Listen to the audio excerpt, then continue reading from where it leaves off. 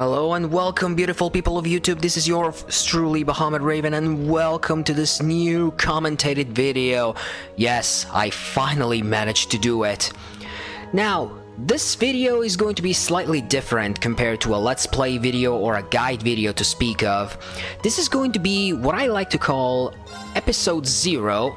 Oh, sorry, I had a little bit of a misclick here. This is going to be an episode 0 for my upcoming guide of The Legend of Heroes Trails of Cold Steel 2. What I want to show you right here is connected to this little menu, the backstory. What are we going to do today is to go inside there and read about the events and characters, well, only the events really, from The Legend of Heroes Trails of Cold Steel. Now, for this video specifically, I'm only going to focus on the story just in case you haven't watched the guide that I made, or if you don't know the story at all. And if you haven't played the first game and you want to go into this one first, you can do that, but before getting to a point where you actually wonder what the heck is going on, I heavily suggest you read, at the very least, the story summary. Otherwise, you might not know what's going on, and that can actually be somewhat annoying. But anyway, without further ado, let's start. One last thing before beginning, actually, I forgot about that. Parts of these summaries are going to be voice acted. Other parts are not. The parts that are not voice acted, I'm going to read them myself. Also, I'm taking the liberty to use this video to test out the new setting. Hopefully it works. But anyway, without further ado, let's begin with the prologue. Prologue: The Way to Thors. The year was 1204 of the Septian calendar, and all across Erebonia spring was in bloom.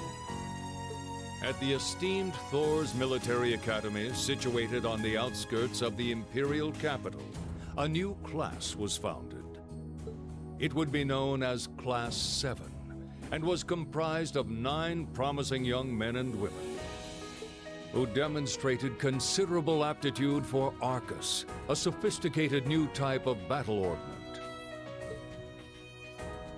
Reen Schwarzer, son of a ruling lord from the remote region of Ymir. Elisa Reinford, daughter of the chairman of Erebonia's largest industrial corporation.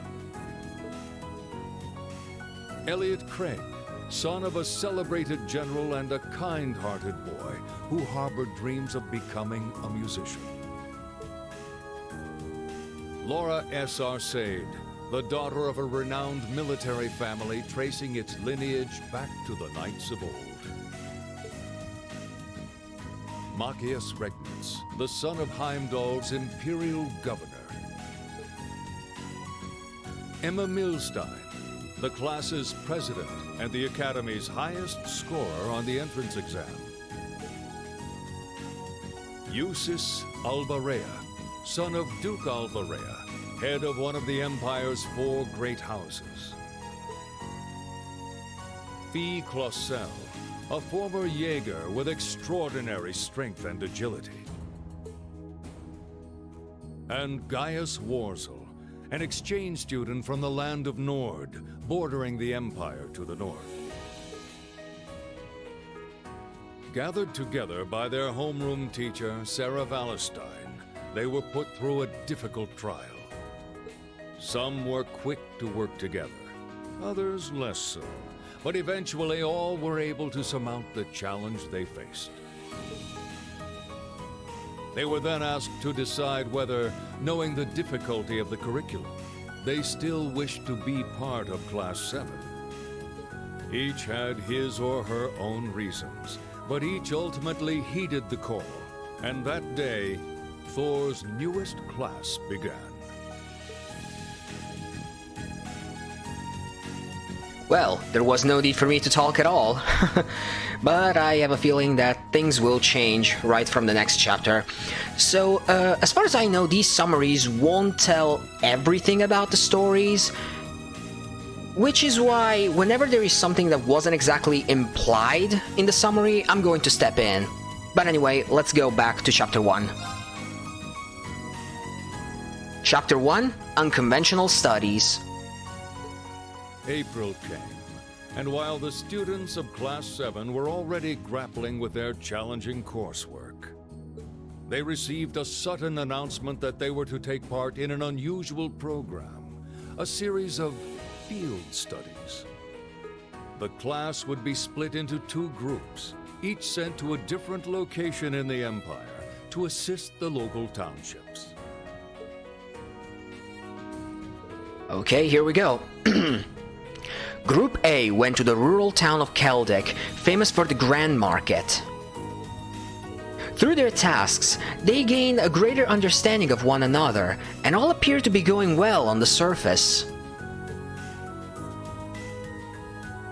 But that came to a sudden halt when they discovered that 2 market stalls had been vandalized during the still of night. Determined to find the culprit, Group A made their way to the Lunaria Nature Park. They found and apprehended the group of bandits responsible, but were immediately surrounded by the Provincial Army, who turned out to be in league with the bandits all along. The Provincial Army is essentially a branch of military that is following the orders of nobles, because yes, there is the noble-commoner split in this game as well. Just as the situation grew more dire by the second, the Railway Military Police, led by the notoriously brilliant Captain Clare, swiftly arrived at the scene.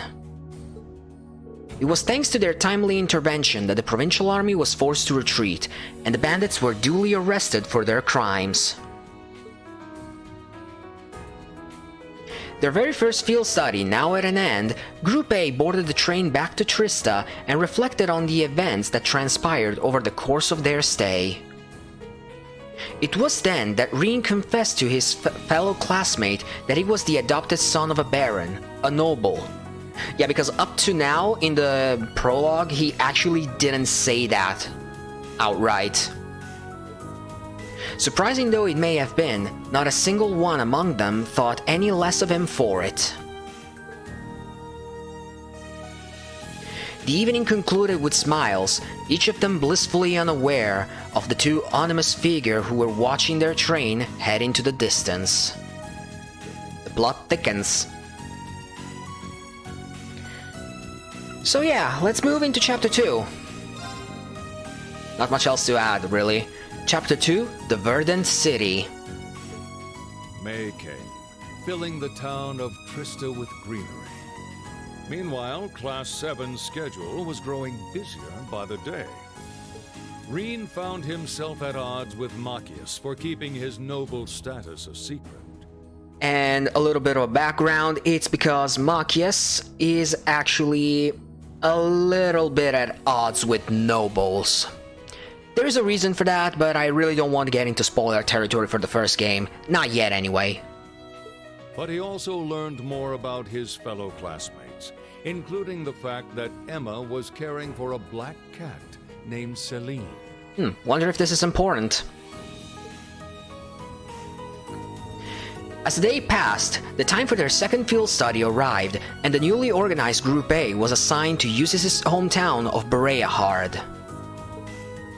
This would hardly make the trip easy, however, as the utterly incompatible Eustace and Machias were forced to be part of the same team yet again. To the surprise of no one, the boys were bickering in record time. The trivial squabbles, one after another, result in a number of setbacks, something they became keenly aware of when one particularly heated argument resulted in Reen sustaining injury during battle. Despite these moments of frustration, they at least felt they would be able to fully complete their assigned tasks. To add to the growing unpleasantness, however, they were giving a stark reminder of how grave the tensions between the nobles and reformist factions were. When they discovered that the Provincial Army was greatly expanded its armaments. With neither of them able to get much sleep that night, Eustace revealed to Reen that his background was less perfect than anyone in Class 7 realized. His mother was a commoner, making him the mere bastard son of Ducal Borea. Machias, overhearing this, stepped forward the next morning to make peace, and their field study finally seemed as if it would go smoothly. No sooner had this reconciliation happened than Uzis abruptly summoned to his home, leaving the rest of the group no choice but to proceed without him. They completed their morning tasks outside of the city with little trouble, but immediately upon returning to Bereahard, Machias was arrested without the probable cause by the provincial army. And this is because Machias is actually the son of someone in the reformist faction, so they thought of using him as leverage, basically. Rin, Emma, and Fee agreed that rescuing him was to be their top priority. As the three were discussing on just how to go about that, they learned from a bracer passing through, Toval, of a waterway that led precisely to where Machias was being held. Bracers, to be precise, are just like good mercenaries that actually go around helping people, and not for a lot of money, actually. Conveniently, the complex waterway led to quite a few places, including the Alborea mansion.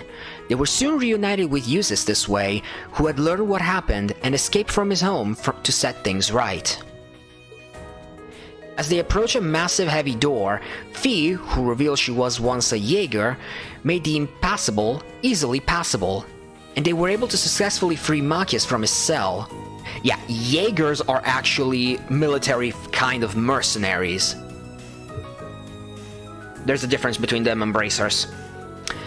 On their way out, they were cornered by two large dog-like beasts from the military. However, thanks in no small part to Uzis and Machias forming a successful combat link, they emerged victorious. But their celebration were short-lived, as they were surrounded yet again. Only this time, it was the provincial army. Even having Uzis at their side gained them no sympathy. It was only when Uzis' older brother Rufus and instructor Sarah appeared that they were saved from peril. Group A's second field study had come to an end, but on a much less positive note compared to their first. On the train, they gloomily discussed the factional conflict Erebonia faced. Instructor Sarah attempted to cheer them up, and succeeded, even if it was more because they were laughing at her than with her. Meanwhile, a mysterious young girl with a silver puppet nonchalantly watched them depart. So many mysterious people. I wonder if we will get to know them. And now let's move to Chapter 3, which gameplay-wise is long, but is actually one of my favorites. Chapter 3, Beyond the Railways. June heralded the beginning of Class 7's first midterms, as well as the onset of Trista's rainy season. In the midst of this, the Rhineford family's maid, Sharon, was appointed as caretaker of Class 7's dormitory. And with her came the revelation that Elisa was the daughter of the Rhineford Company's chairman. And this is because, much like Rin did in the prologue about his noble status, Elisa never really revered that she was the daughter of the Rhineford Company's chairman. Let's move on. All performing to the best of their abilities, Class 7 scored better in midterms than any other class.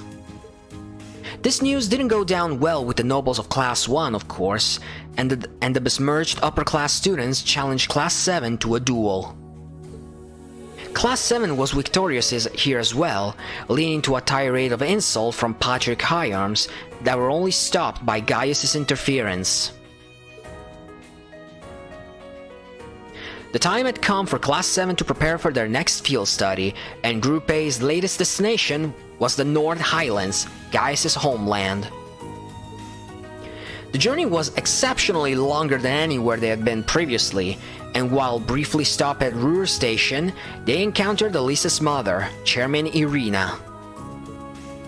After a grueling 8-hour journey, they finally reached the North Highlands to the northeast. It was plain to see how Gaius had grown up with endless patience and kindness upon meeting his family, who gave Group A a warm welcome. After a night of sleep, they took off on horseback to begin working. The highlands were as vast as they were beautiful. Tell me about it. You had to travel them on horseback. And their time spent there was both challenging and rewarding in equal measure. So many cuts in those episodes. I'm sorry, I'm sidetracking. During their stay, they also happened to meet the former chairman of the Rhineford group, Gwyn Rhineford, Elisa's grandfather. At night, while gazing at the stars together, Elisa privately told Reen about the discord between her and her mother, as well as about when she lost her father. Gloomy as her expression was in the beginning, she felt a weight being lifted off her shoulders the longer they talked, and it was soon replaced by her usual sweet smile. Unfortunately, the night ended with her cheeks turning as red as their uniforms when she realized her classmates had overheard part of her Reen's conversation. Yep, that scene was actually funny. Tsundere being tsundere, I guess. The next morning, they were informed that the watchtower surveying the border of the Calvert Republic had come under attack. The previously peaceful highlands suddenly became tense, with airship from both sides ominously circling the skies.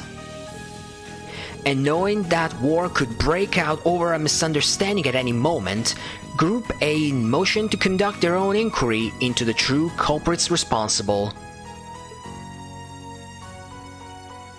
They found out just who those culprits were from an unlikely source: Milliam, the strange girl accompanied by the silver puppet. It was her help that made their capture swift and decisive, although the man pulling the strings, known as G, or Gideon, managed to make his escape. Thanks to both Group A and the efforts of the Intelligence Division's Captain Lecter, the guy with the red hair on the right, war was successfully averted. Captain Lecter quickly arrived to take control of the situation and just as quickly left, taking Millian with him. It was then discovered that she was also from the Intelligence Division. Later that evening, Sarah and Sharon both witnessed G and a masked man, the same ones from the end of Chapter 1, departing on a jet-black airship. The next morning, Group A bade a sad farewell to Gaia's family and Gwyn. Their field study was over. They left the land of Nord behind, knowing full well that the experience had been one they would never forget. Okay, I'm sorry, I'm moving my microphone just a little bit. Okay, let's move into Chapter 4 now. Chapter 4, Amid Summer's Revels. July had come, and preparations were underway for Heimdall's month-late celebration of the Summer Festival. At the Academy, the addition of swimming lessons to the schedule put a spring into the step of Reen and his friends. However, Laura and Fee's already strained relationship was reaching a breaking point due to the gulf between their beliefs. Okay, a little bit of backstory. Ever since the reveal in Chapter 2 that Fee was a Jaeger, aka a mercenary, after Laura found out about that, she actually felt at odds with Fee. Not because she hated her or anything, like Machias hated Eustace or something like that, but more because, put it this way, Fee is a mercenary, Laura is more like a knight. There is a very big difference between the two, and that's the ultimate difference, or rather the ultimate reason why their relationship actually got to this point. You can see it as a copy of what happened in Chapter 2, but for a whole different set of reasons. A surprise visit from Elise, Reen's younger sister, led to an argument between the adoptive siblings. And when Reen saw her in danger soon after, he lost control of a strange power that dwelt within him. Fortunately, Crow stepped in to help, and ultimately, no one was harmed in the incident. The time came for the month's field study. Unlike past studies, both groups were assigned to the same location, the Erebonian capital of Heimdall. They worked their way through the task given to them by Governor Regnitz, Machias' father. And a show of strength by Elliot led Laura and Fee to settle their differences through a formal duel. After the battle, Fee revealed that the Jaeger Corps she belonged to was among the strongest and was called Zephyr. After opening up to one another, their uncomfortable feud seemed to be put to rest once and for all, much to Machias' and Reen's joy, and much to their dismay, because after that, Laura and Fee actually set up a duel against Reen and Machias, and it didn't really go well for the two boys, let me tell you that much. The next day, a visit to Machias' house led him to reveal some of his own past, and here we discover why he hates nobles. Machias concluded his story by telling his classmate that his hate for the nobility was slowly subsiding, something that everyone warmly welcomed. Now back to work, Class 7 received a series of frustrating and obtuse riddles from the famed Phantom Thief B, a recurring character in the Legend of Heroes series actually, challenging them to find something he'd delightfully stolen, the Crimson Tiara. Undaunted, they rose to the challenge, and once they had recovered the tiara, they received a call from instructor Sarah. She asked them to gather at St. Astraea's girls' school, the school that young Elise attended.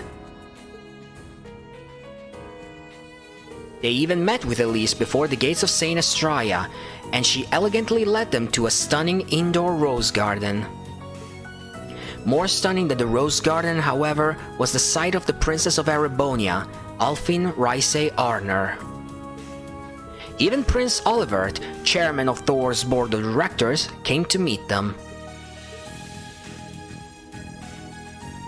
That night, the prince informed them of the reasons that their class was put together. He explained his desire to cultivate the youth of tomorrow, those who could overcome the conflicts in the world. However, he warned that the other directors have their own ideas on what they want from Class 7. It was for that reason they were all left pondering harder than ever about what they could and should do as a class. Several other strange conversations followed, such as when they found out Sarah had once been a bracer, or how Reen was invited to be Alfin's dance partner. Here, much to Elisa's dismay. I think Alfin actually loves to tease her. But I digress, let's move on. And finally, they were asked for help with an important mission by Captain Claire. Specifically, they were asked to help with the security for the festival, which was believed to be the target of terrorists. The next morning, they began their patrols of the festival as requested. The parade came to an end without incident, but just as they thought they were in the clear, chaos erupted in Drykel's Plaza. Reen and friends quickly realized this was a diversion, and leaving Toa in charge, they hurried to Princess Alfin's side. Upon arriving, they found the garden party where she was in attendance under attack by the terrorists. The attack was led once again by G, and Princess Alfin and Elise were both taken hostage. Reen's party pursued them beneath the city. G summoned a mighty bone dragon, and while quite the challenge, editor's note, not really, they were able to defeat it. Though the dragon may have fallen, 3 more members of the terrorist group made their appearance: V, S, and their leader, C. C challenged Reen, Laura, and Fee to a duel, and his victory proved both swift and effortless. It wasn't long before the railway military police found their way into the catacombs as well, and the terrorists fled the scene, triggering an explosive in the process. As they made their escape, they finally announced their organization's name, the Imperial Liberation Front. The 3-day-long festival came to an end, and Class 7 readied themselves to return to Trista. They were seen off by Princess Alfin, Elise, Governor Regnitz, and Crown Prince Cedric, leaving Oliver out of the picture apparently. But before they could leave, an unexpected man arrived to also bid them farewell. It was the Blood and Iron Chancellor, Gileath Osborne, the man behind driving the Bracer Guild from most of Erebonia. Disregarding that Sarah was clearly not happy to see him, he gave his own encouragement to Class 7, telling them, "Nurture the bonds you share and train up bodies and wheels of steel." As he spoke, Ren felt an aching in the left side of his chest, causing Elise to look on with concern. Well, that was ominous. And now to my least favorite chapter of the game, and this is actually a story connected to my guide. I had to re-record 3/4 of Chapter 5 twice, because the first time the recording corrupted itself. Meaning that I had to re-record about 7 or 8 hours of gameplay. You can tell by my voice that I wasn't happy, and I still am not. But let's leave the past in the past, and let's read the next chapter. Chapter 5, Signs and Omens. The heat of August beat down upon Trista, but none of Class 7's nobles elected to return home, as was their right. So it was that all were present to greet two surprising mid-year additions to the class. The first was a familiar face. Second-year student Crow Armbrust was forced to join their ranks in order to make up credits. While the second, young Milliam Orion, was an operative from the intelligence division they had met in Nord. Contrary to expectations, it wasn't long before Milliam fit in so well, it was as if she had always been there. The time for their next field study came, and Group A was sent to Laura's hometown of Legram. And once they completed their field study tasks, they were instructed to meet with Group B and travel to Gorelia Fortress. In Legram, they were reunited with Toval and helped train several Arcade school students. Rin also had the chance to duel Laura's father, Viscount Arcade, also widely known as the Radiant Blade Master, one of the probably 3 or 4 strongest people in all of Erebonia, as if Rin actually had a chance to win. The Viscount sensed Rin's fear of using his hidden abilities and forced him into utilizing them anyway. And through this, he taught him the importance of accepting yourself for who you are. The next day, the noble faction's leader, Duke Cayenne, paid a surprise visit to the town. Troubled by recent developments in the faction, Viscount Arcade left Legram with Toval. And Group A was left to look after the town while completing their remaining tasks. That night, they had to travel to a nearby castle to rescue 2 young children who had wandered inside its perilous corridors. Thanks to Emma's knowledge of the occult and the timely aid of a mysterious knight, they managed to do so. The next morning, they departed Legram as per their schedule and made their way to Keldic Station to meet with Group B. There, they saw a special train taking Chancellor Osborne and Prince Olivert to the trade conference in Crossbell. Okay, this is actually a good point to say it. In the canonical storyline, there are 3 main arcs in the Legend of Heroes series. There is the Liberl arc, which are the Trails in the Sky games. Then there is the Crossbell arc and the Cold Steel arc. These 2 arcs pretty much overlap with each other, events happening pretty much at the same time, and this is actually one of them. To Rin's surprise, he saw it pass in slow motion, as he could clearly see Osborne, Olivert, and Toa on board. The two groups reunited soon thereafter, finally making their way towards Gorelia Fortress. The The fortress stood as a vast wall between Erebonia and its longtime enemy, the Calvard Republic, while also possessing two huge railway guns capable of targeting Crossbell City, which stands between the two.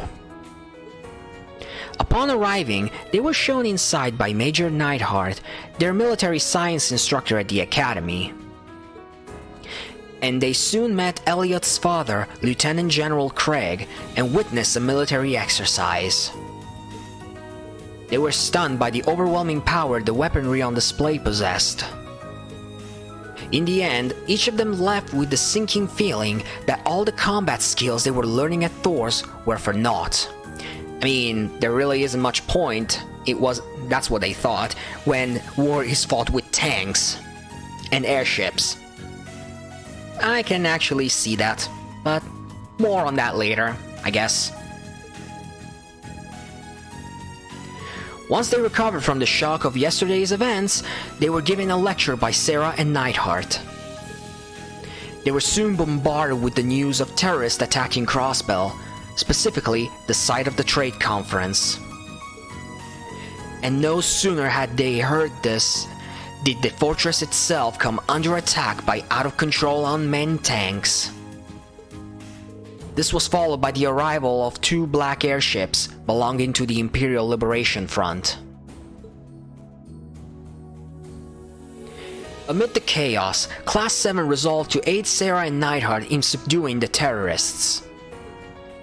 They learned their aim was to activate the two railway guns and use them to attack the trade conference, and that by doing so, they intended to bury Chancellor Osborne, with little concern over how many innocents died with him. After a fierce battle, Group A defeated S, now known as Scarlet, one of the terrorists' executives. Meanwhile, Group B defeated V, revealed to be Vulcan, and together they were able to prevent the worst-case scenario. Regrettably, both terrorist executives were allowed to escape by the sudden arrival of an airship. And the voice of their leader, C, delivered a chilling warning of their next attack before the airship took to the skies. Well, the story really picks up from now. Let's go into Chapter 6. This is actually going to be pretty juicy. Chapter 6, Progressive Chaos. In September, Thor's board of directors convened for their regular meeting. The three directors, each related to a member of Class 7, debated how the Academy ought to be run. They ended up voting on whether Class 7 would continue their field studies in light of the events at Gorelia Fortress. Prince Olivert delivered a rousing speech in favor of their continuation. And in the end, all three directors consented, paving the way for September's field study to go forward. Meanwhile, all of Thor's was in the midst of preparing for the Academy Festival that was scheduled for the end of October.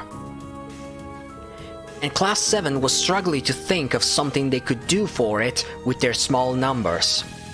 Yeah, it wasn't really specified, but Class 7 was effectively the smallest class in the entire Academy. Eventually, inspiration came to them in the form of a hint from Towa.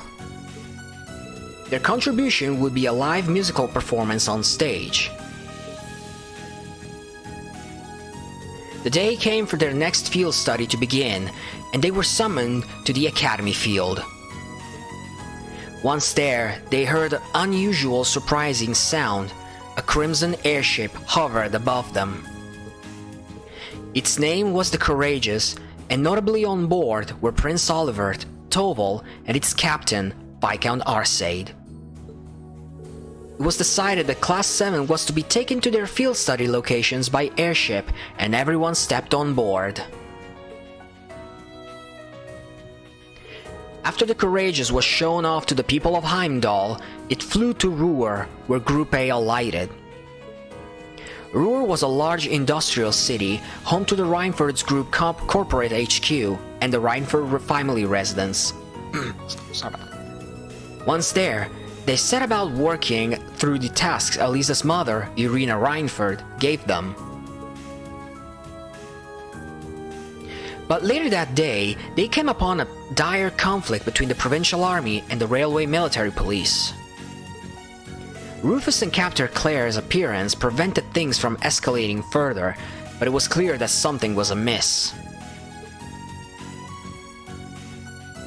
That night, Elisa's mother was forced to cancel dining with them, irritating Elisa to no end. Elisa later revealed to Reen more about her family and her concerns related to Irina's destructive work ethic. No sooner had they finished speaking did Reen receive a call from Captain Claire, who asked if the two could meet privately at a nearby bar. He agreed, but not before escaping Fee's notice. Reen spotted her as he left the building, and the two decided to meet Captain Claire together. The captain informed them of conflicts within the Reinford group, as well as expressed how there was a chance the RMP could personally investigate the matter. The next morning, along with their new field study tasks, Class 7 agreed to look into the matter of the conflicts themselves. While they were doing so, a more pressing problem arose: a fire at a military factory in town. And no sooner had that been resolved did they receive word that terrorists had occupied Saxon Iron Mine. The provincial army sealed the mine off under the pretext of protecting the hostages from being harmed. But it was clear to all that their true aim was to stop the railway military police from going inside. Now think about this. The provincial army is actually affiliated to Noble and they're helping terrorists. Wonder what that means. Huh. Anyway. While Group A pondered their options, Angelica and George arrived in the city after a long bike ride. Angelica believed her family was involved in all of this. In fact, Angelica is the daughter of one of the 4 great houses leaders, and that she had a duty to stand up and fight. They all agreed to help her, and Elisa went to see her mother to try and find another way into the mine. Irina, seeing her daughter's newfound determination, gave them a key card, allowing them to sneak into the mine. They traveled through an underground passage connecting Ruhr and the mine, and began searching for the miners. Partway through the mine, they found most of the hostages, and Crow volunteered to take them back to the surface with him. Thanks to George's guidance, they eventually reached the central control room, where they found Vulcan. He revealed that he had once been a Jaeger, one that Fee herself knew of. They defeated him, but the terrorists' leader, C, appeared. Unlike their first bout in Heimdall, however, Group A was finally able to best C in battle. And, editor's note, this was actually the hardest fight of the game if you didn't come prepared. And luckily I did. However, C managed to escape, and in their place rose the familiar sight of the terrorist's black airship. At that moment, the RMP and Provincial Army made their way in, but they immediately began bickering amongst themselves. Again, the Provincial Army protecting the terrorists. What the heck is wrong with you? C's derisive words filled the area as the ship rose upwards, and were all of a sudden I can't English. And were all of a sudden replaced by the sound of a gunshot. Its engine hit, the airship exploded into a violent mess mid-air before their eyes. The Provincial Army saw this as a vital chance to take control of the scene, but those hopes were quickly dashed when Prince Olivert intervened. He effortlessly took command and ordered a full investigation into what happened. Any and all disputes were effectively dissolved. In addition, Captain Claire and Sharon had a cryptic conversation that very same night. And that's actually a little bit of a spoiler, I really don't want to talk about that. yet. Okay, so neat little thing about intermission. This part was not present in the game. In fact, I didn't cover it in the guide. So let's watch it right now together. The following includes some of the content from the drama CD that can be perused for free at... Okay, I see. So you can get it for free. I legit didn't know about that. Intermission, returning home. At the close of September, Class 7 was summoned to Valflame Palace in Heimdall. There they were to be recognized for their bravery at both Guerrilla Fortress and the Saxon Iron Mine. It turned out their presence had been requested by none other than the Emperor of Erebonia himself, Eugent III. They were granted an audience with him, Empress Priscilla, Princes Olivert and Cedric, and Princess Alfred. During their visit, they also encountered Chancellor Osborne and Governor Regnitz, as well as the heads of the 4 great houses, Dukes Alborea and Cayenne, and Marquis Ragnar and Hyarms. Emperor Eugent invited them to take a short vacation in a hot spring town which has ties to the imperial family. That town was none other than Ymir, where Reen grew up. They went by special train, followed by cable car for the last leg of the trip, and soon they found Ymir, which was full of fall foliage. Upon arriving, they were shown to the Phoenix Wings, a gift from the imperial family, where they would stay for the duration of their trip. They left their belongings in their rooms, then held a meeting to figure out everyone's role in the concept for the Academy Festival. Okay, from here on, it's all in the drama CD thing. The part up to the last thing, where they reached the Ymir and the Phoenix Wings, actually was covered in the game at the end of Chapter 6. Or was it the beginning of Chapter 7? I actually don't remember. Anyway. And while some members of the group had objections, everyone eventually agreed to Reen, Elliot, and Crow's various proposals. Afterwards, Reen was reunited with his father, Baron Theo Schwarzer, and his mother, Lucia Schwarzer. They were not related to him by blood, but they welcomed him as warmly as any biological parents would. Reen's father gave him a letter from Master Ka-Fai, Reen's swordsman master, basically, who seemed aware that Reen was still hesitating. All his classmate could do is watch over him as he continued to do so. That night, after his classmate had gone to bed, Reen received a surprising request from Angelica. She told him that her father forced her to withdraw from the academy, and as a parting gift, she asked him to accept her orbital bike. Unsure what to do, he was unable to answer immediately and decided to think about it in the open-air bath. Talking to Laura and Elisa there eased his spirits, but as they spoke, he saw something that shocked him.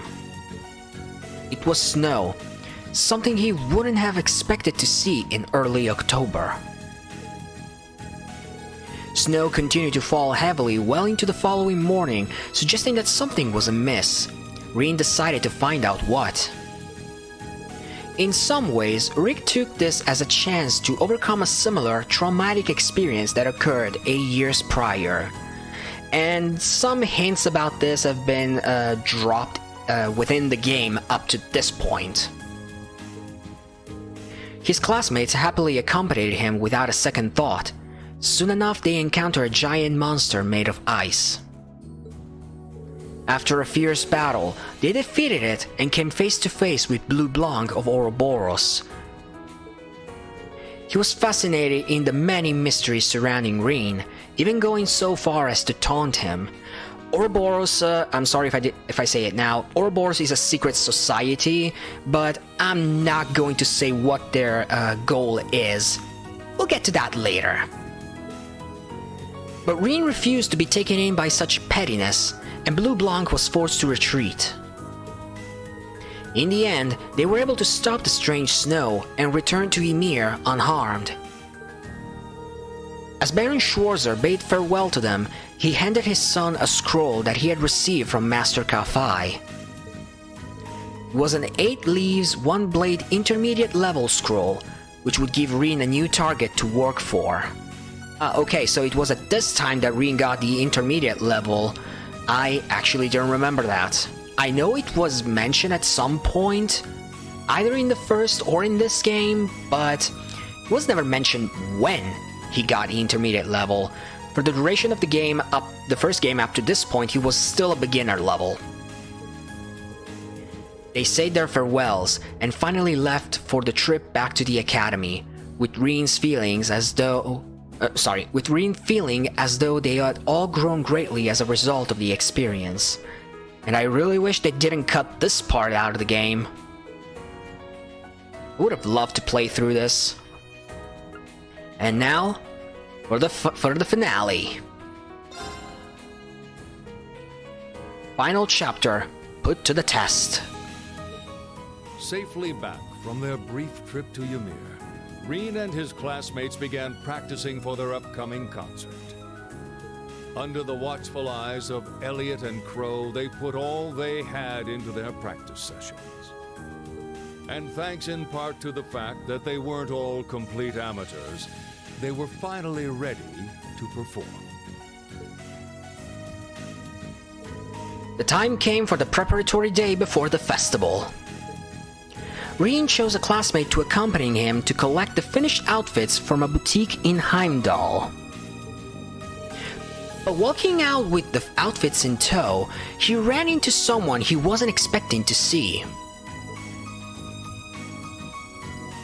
It was the famous opera singer Beta Clotilde, also known as the Azure Diva. Although Reen was more familiar with her as Misty, the host of a radio program broadcast in Trista. Having met her once already, Reen took the chance to invite her to attend the festival and watch their concert. The time finally came for the 2-day-long festival to begin.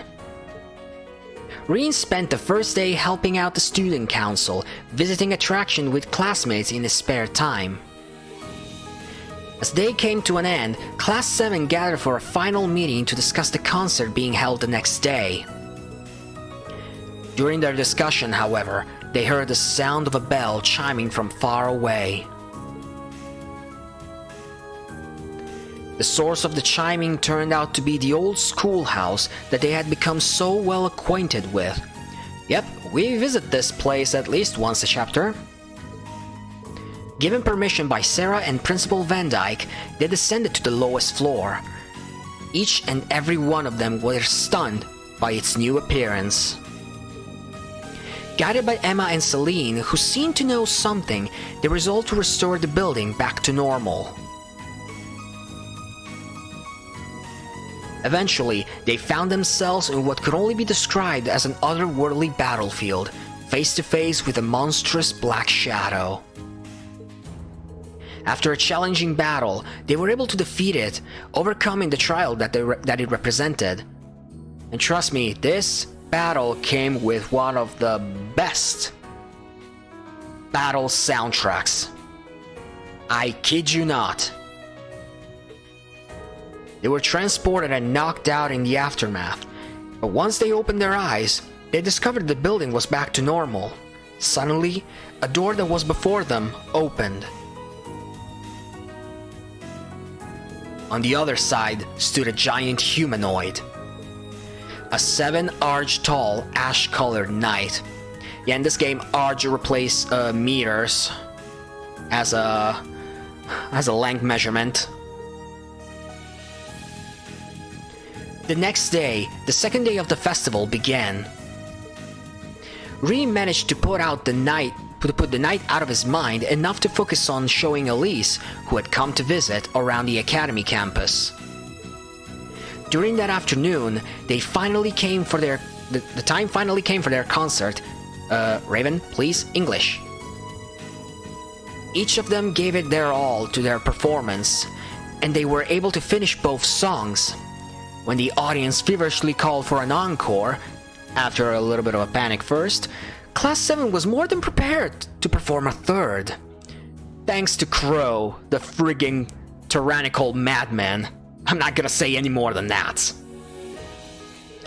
During the third song, the audience was invited to sing along, and pretty much all of them did, and the concert proved to be an immense success. After the concert, the after-party began. Ring thanked Crow for all that he had done for him. Yeah, because it wasn't really explained, around chapter 4?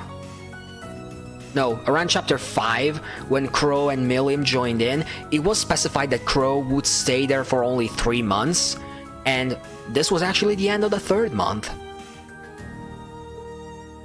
Encouraged by Elise, Rin also decided to spend some one-on-one time with someone close to him. Unfortunately, the party was brought to an abrupt end by a shocking proclamation from Principal Van Dyke. He appeared to tell them that Gorelia Fortress to the east had vanished without a trace. A week passed since then, and the air in Erebonia was more tense than ever before. Yet this is something that did happen as well in the Crossbell arc. It was concluded that the fortress disappearance was due to an attack by Crossbell State. And it was shortly announced that Chancellor Osborne would be making a speech to the nation at noon. Rin and his classmates chose to listen to the speech through a radio in their classroom. Only Crow was missing, having supposedly gone to Heimdall to hear the speech in person. The time for the speech finally came. Osborne's words were forceful and provocative, making it clear that it would end in a declaration of war. And not just against Crossbell, but against the Calvar Republic as well, who was believed to be backing the state. However, just as he was about to make the decisive declaration, the sound of a gunshot resounded throughout the skies of the capital. The left side of Osborne's chest was pierced, had he collapsed to the ground in a pool of his own blood. The spectators let out terrified screams as they watched in horror. The sniper who shot him was none other than C, the Imperial Liberation Front leader, who was believed to have met its end in Ruhr. And his true identity was revealed to be a former member of Class 7, Crow Armbrust. Meanwhile, the students of Thors were able to witness the whole string of events through the radio broadcast. At first, they were merely listening to what was happening, but then Misty spoke directly to them. After she spoke, the classroom was filled with the echo of an eerie chant, and a window into what was happening appeared before them. Emma shared details about Vita, the witch of the Abyss, whom she described as something of a sister to her. However, they were all too shocked by what was happening to pay any real attention to her words. Yeah, I hope things get clarified in the second game. As they watched the glimmering visions of the capital before them, a giant silver airship appeared from above the clouds. From it began to fall countless humanoids, all which immediately set about taking over the city. They were 7 arch-tall knights known as Panzer Soldaten, made with modern orbital technology.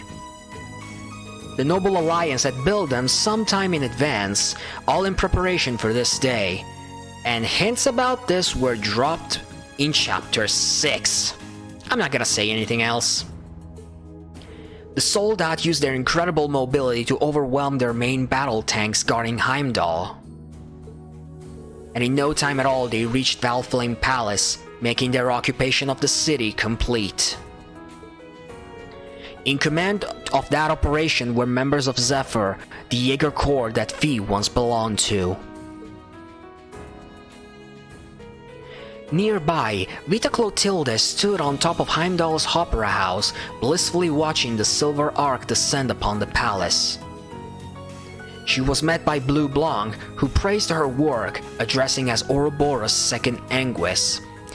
Yeah, Anguises in Ouroboros are essentially the strongest members, or rather the leaders of the group, and they're only topped by the Grandmaster of Ouroboros.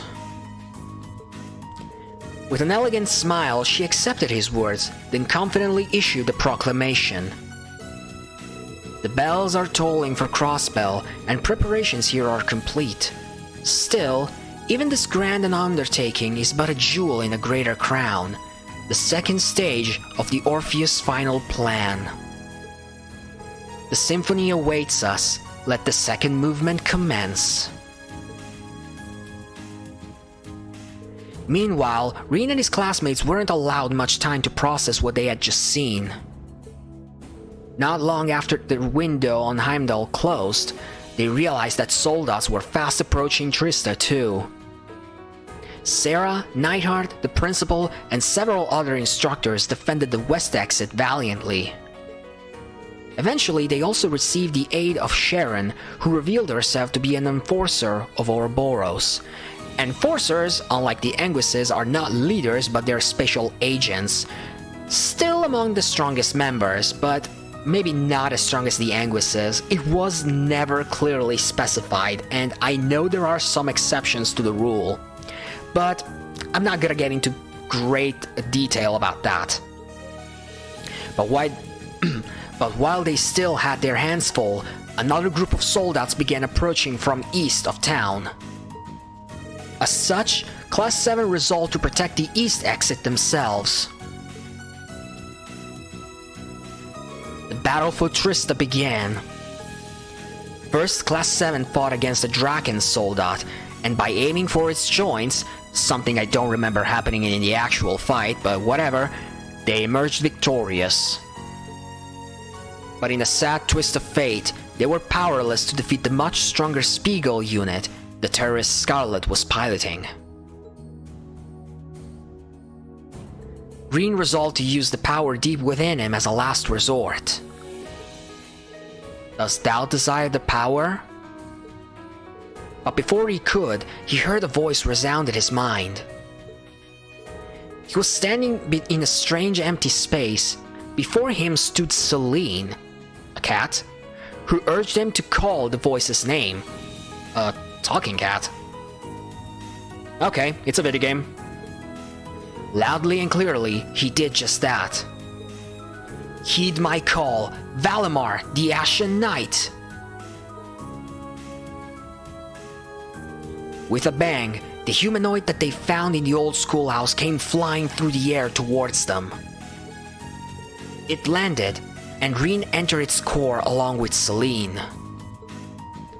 Although he had never seen the inside of such a thing before, he instinctively knew how to pilot it, and with that knowledge he was able to easily best Scarlet's Spiegel. The air was filled with the cheers of his classmates, but they were soon silenced by a familiar voice. Whoa, hold up just a sec. Aren't you forgetting something? It came from above. The source of the voice was a large blue humanoid similar to the Divine Knight Reen was piloting. It was the Azure Knight, Ordine, piloted by none other than Crow. Reen despaired at the thought of having to fight him after all the time they had spent together. He tried whatever he could to reason with him, desperately attempting to avoid any further conflict. Yet Crow refused to listen, and with a wry smile, he declared that Crow Reen thought she knew was never real. And here explains some bits of his backstory, I think. Nonetheless, Reen made one last-ditch attempt at trying to change his mind. So that's the plan if you win, huh? But what about if I win? Reen trusted that Crow would come back to him and the rest of Class 7 if he proved victorious, and the battle between the two Divine Knights began. The power of Crow's Azure Knight was immense. But Reen fought back as hard as he could, and he found himself able to fight on equal terms. Finally, Reen saw the decisive opening he'd been searching for. Enlightened domination! The Azure Knight fell to its knees from the impact of Valimar and Reen's attack. His classmate cried out with relief, but that relief was not to last. The next moment, the Azure Knight transformed. Surging with mana, he drew closer to the Ashen Knight. Reen was stunned. All it took was a single hit from Ordine to send him flying backwards, defeated. His consciousness began to fade, and all he could do was wince in fear as the Azure Knight approached. "No, you don't!" Without hesitation, his classmates stood between him and Ordine in a protective stance. They didn't have a chance of defeating it, but they were determined not to let it draw any closer to Reen. Together, they resolved to buy him the time to escape, believing that he could one day bring the war to an end. Reen tried to protest, but Celine ordered Valimar to retreat from the area. Reen cried out in objection, his consciousness growing ever fainter. From outside, one of his close friends bade him a private farewell. An editor's note, it's the same person Reen had a one-on-one during the final night of the festival. It was clear from their voice how much they cared for him, how prepared they were to face anything, even death. Fighting back tears, Reen cried out to them as the Ashen Knight took to the sky. All he could do was watch from above as the hopeless battle began. "No, they need me! Let me stay!" His cries resounded endlessly throughout the crimson sky. And that, ladies and gentlemen, was the end of the summary of Trails of Cold Steel. It does end with leaving some sort of aftertaste in your mouth, but it was meant to be that way, because that cliffhanger will lead to all the events that will happen in this new game. Anyway, with sight of Trails of Cold Steel 2's title screen, I'm going to bid you farewell. But not before telling you how the Let's Play will go. I'm going to do it now instead of having to wait for the first episode, so I'll make the intro short there.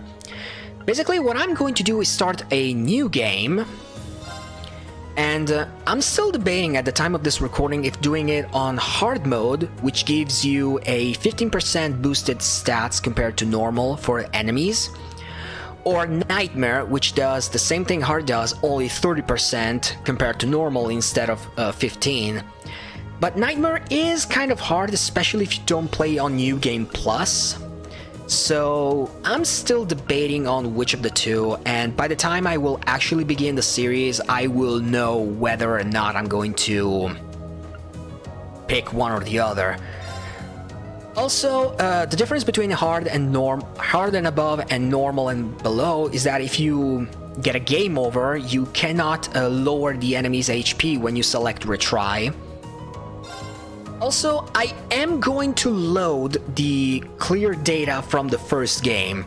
It's all connected to how my guide ended, and by doing so, I will get some extra items connected to how I went in the first game. The items you get depend on the academy points you get throughout the game, as well as the final level that Reen had at the end of the game. You can get, like, for the level, you can get 3 tiers of items depending on the level.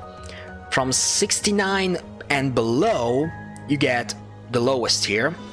Between 70 and 79, sorry, you get the second tier, which is going to be the one I will get, because I ended the game at level 70. And the third tier is actually for level 80 and above, which usually you get that during a second playthrough on Nightmare or something like that. But anyway, I'm done for this video. I did all I wanted to do. I said all I needed to say. And I hope the settings were fine and that won't give me any trouble at all. I thank you so much for watching, and I will hopefully see you soon for my guide of The Legend of Heroes Trails of Cold Steel 2. This has been your boy Raven, and I'm signing out. Bye now.